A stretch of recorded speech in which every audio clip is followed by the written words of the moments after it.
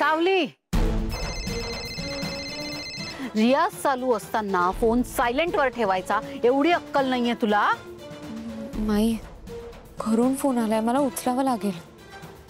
ठीक आहे, घे, पण जास्त वेळ घालवू नकोस. आपल्याला रियाज करायचा आहे. लवकर आटप. हो. तू का? हा वहिनी बोला. हॅलो सावली. वहिनी,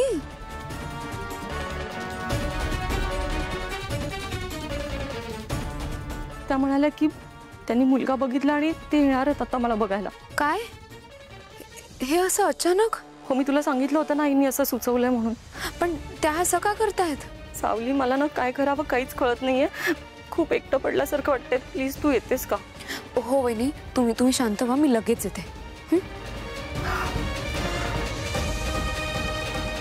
सावली, काय टंगळ मंगळ चालली तुझी? माई, मला जावं लागेल. काय? आत्ता सुरुवात केली हा आपण रियाजाला सावली, आणि अजून 5 गाणी करायची आहेत. सावली, कार्यक्रम तोंडावर येऊन ठेपलाय. मला आता यात कुठली गफलत नकोय, कळलं ना? मला जावं लागेल माई, ते महत्वाचं आहे. आत्ता या क्षणी रियाजापेक्षा कुठलं महत्वाचं काम आहे तुझं? काय महत्वाचं आहे काय नाही मला ठरवू द्या ना माई. सावली, जीभ चरचर चालायला लागलीये तुझी. तुला ना धडा शिकवी ना मी. हे बघा माई, तुम्हाला असं वाटत असेल ना की मी तुमच्याशी उद्धटपणे बोलते, तर तसं काहीच नाहीये. आजवर मी तुमच्या सगळ्या गोष्टी ऐकत आले ना, पण आत्ता माझं घरी जाणं जास्त महत्वाचं आहे, कारण अमृता बहिणींना बघायला मुलगा येणार आहे. काय? अमृताला बघायला मुलगा येणार आहे? नक्की? हो, म्हणून मला जावं लागेल. या तिलोत्तमाचं डोकं बिकं फिरलंय काय? काय चाललंय हे? ठीक आहे, जा. आत्ता सोडतीये, पण उद्या वेळेवर रियाजाला यायचंस. आणि हो, घरी जाऊनही रियाज थांबवायचा नाहीस. कार्यक्रम असा तोंडावर येऊन ठेपलाय, कळतंय ना? हो तारा मॅडम. ए, तिला कुठे घेऊन जातेस? तू बस.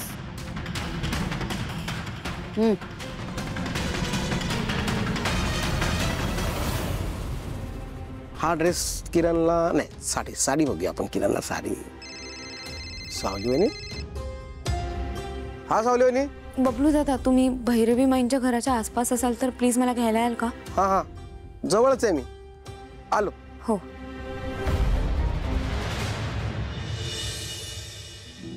घरात कोणी नाहीये का? नाही, सुना सगळ्या बाहेर गेल्यात आणि आम्ही दोघच जण असतो घरात. म्हणजे अलीकडे आम्ही अर्ली रिटायरमेंट घेतली आहे. छान, योग्य वेळी योग्य तो निर्णय घेतलेला बरा असतो. अगदी मुद्द्याचं बोललात तुम्ही.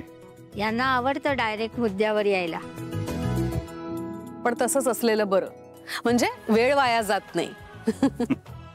तुझं नाव काय म्हणालास? अनिकेत? हो. छान नाव आहे. आमच्या अनिकेतची बायको आजारपणातच गेली. बर. त्याचा धक्का आम्हाला बरेच दिवस पचवता आला नाही, आणि त्यामुळेच आम्ही त्याच्या लग्नाचा विचार नाही केला. पण आता वाटतंय ती योग्य वेळ आलीये. चांगलं केलं. मी आले, जरा अमृताला घेऊन येते. आले.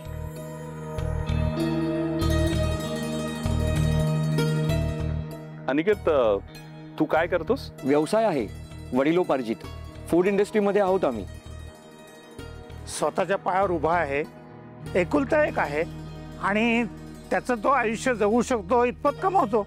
महत्वाचं काय आहे? स्वावलंबी आहे.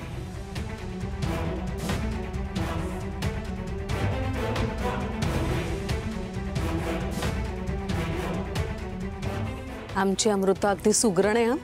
फराळ सुद्धा तिनेच केलाय.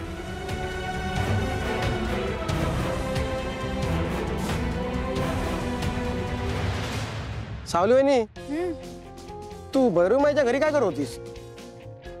तारा मॅडमच्या गाण्याचा कार्यक्रम होता ना, म्हणून मी गेले होते. ते अमृता वहिनीचं दुसरं लग्न झालं तर राजदादाचं काय? मला वाटतंय राजकुमार सरांना सांगायला हवं, कारण किती काही झालं तर ते लोक नवरा बायको आहेत. हा, मग सांग. पण मी त्यांना शोधणार कुठे? तो बघ, तिथेच राहतो तो. काय? हो. थांबा, गाडी थांबा. ते खरंच तिथे राहतात? हो. बरं, मी आलेच. कुठे? मी पण येतोय चला. नाही थांबा, तुम्ही आलात तर त्यांना शंका येईल. मी जाऊन येते, तुम्ही थांबा, मी आले. सांगितलं नसतं तरी चहाच्या चवीवरनं कळालंच असतं. खरंच सवय हा मुलीच्या हाताला. हो, आणि आमच्या अनिकेतला घरचं जेवण खूप आवडतो. तसं आम्ही फूड इंडस्ट्री मधले, पण बाहेरचं जेवण बाहेरचं खाणं सहसा नाही होत. ते म्हणतात ना, पिकतं तिथे विकत नाही, ते अगदी बरोबरच आहे. चला, म्हणजे कॉस्मॅटिक इंडस्ट्री आणि फूड इंडस्ट्री आता एक होणार. हा, म्हणजे सगळं व्यवस्थित जुळलं तर काहीच हरकत नाही. होणार ना, अडचण काय? तुम्हाला मुलगी पसंत आहे? हो, माझा तरी होकार आहे. आणि आम्हालाही मुलगी पसंत आहे बरं का. ठीक आहे, मग एकदा पत्रिका जुळल्या की आपण पुढचं ठरवू. हो ना. खरं तर त्याची काही गरज नाही, पण सगळे म्हणतील तसं. जे काय नियमाप्रमाणे असेल ते होऊन जाऊन द्या, नाही का? मला वाटतं सगळं रीतसरच होऊ दे.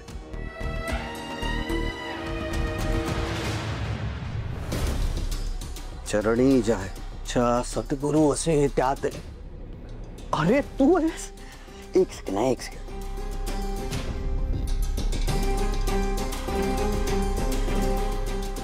लोभ राग सगळे मिटे, त्याचे सद्गुरूचे पाय धरावे. तू इथे कशी काय? काय काका बऱ्यात ना? वा, क्या बात. काय ग? मला तुम्हाला काहीतरी महत्वाचं सांगायचं होतं म्हणून मी इथे आले. बोल.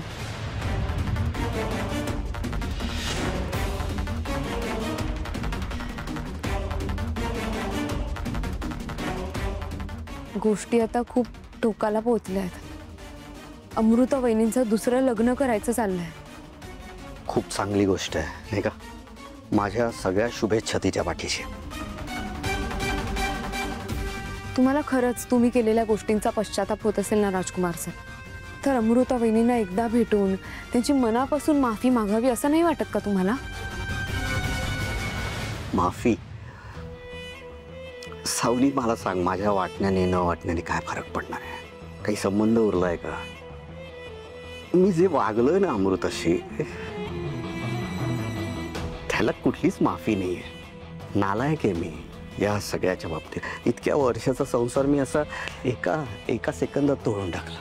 ती नाही का डिझर्व करत?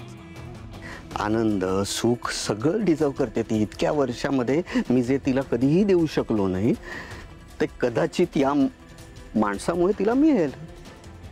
असा विचार नको का करायला मी? नंतर एक पोरगी आली, एकदम धीट, आणि ती व्यक्ती म्हणजे अहिल्या वेसकर.